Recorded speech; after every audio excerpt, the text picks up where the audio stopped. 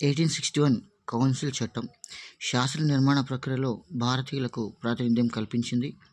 1862లో అప్పటి viceroy lord Corning ముగ్గురు అనధికార సభ్యులను లెజిస్లేటివ్ కౌన్సిల్కు నామినేట్ చేశారు.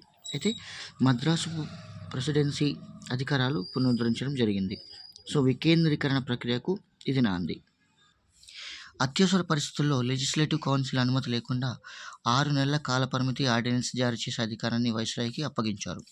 1859లో లార్డ్ కానింగ్ ప్రవేశపెట్టిన పోర్ట్ ఫోలియో పద్ధతిని కొనసాగించారు. 1862లో కలకత్తా, బాంబే, మద్రాస్ హైకోర్టులు ఏర్పాటు చేయబడ్డాయి. 1866లో అలహాబాద్ హైకోర్టు ఏర్పాటు చేశారు. శాసన మండలి సభ్యుల సంఖ్య 6 నుంచి 10కి పెంచడం జరిగింది. 1860లో కేంద్ర స్థాయిలో బడ్జెట్ను ప్రవేశపెట్టారు. కౌన్సిల్ చట్టం 1892 చూసుకుంటే దీనిలో సివిల్ సర్వీసెస్ వయో పరిమితిని 1878లో 19 సంవత్సరాలకి తగ్గించారు. సో ఈ చట్టం ప్రకారంగా చూసుకుంటే మనకి 24 సంవత్సరాలకి పెంచారు. కేంద్ర శాసనసభలో సభ్యులు 10 నుంచి 16 మధ్యలకు పెంచారు.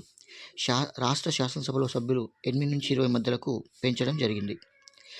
కేంద్ర శాసన మండలికి ఎంపికైన తొలి భారతీయులు చూసుకున్నట్లయితే మనకి ఇక్కడ సురేంద్రనాథ్ బెనర్జీ, ఫిరోజ్ షా మెహతా, గోపాలకృష్ణ గోఖలే, రాస్ బిహారీ ఘోష్, దాదాబాయి నౌరోజీ. ఈ దాదాబాయి నౌరోజీని బ్రిటిష్ పార్లమెంటుకు ఎంపికైన తొలి భారతీయుడిగా మనం గుర్తుంచుకోవచ్చు. సయ్యద్ హుసేన్ బిల్గ్రామీ అన్నట్టు. ఓకేనా.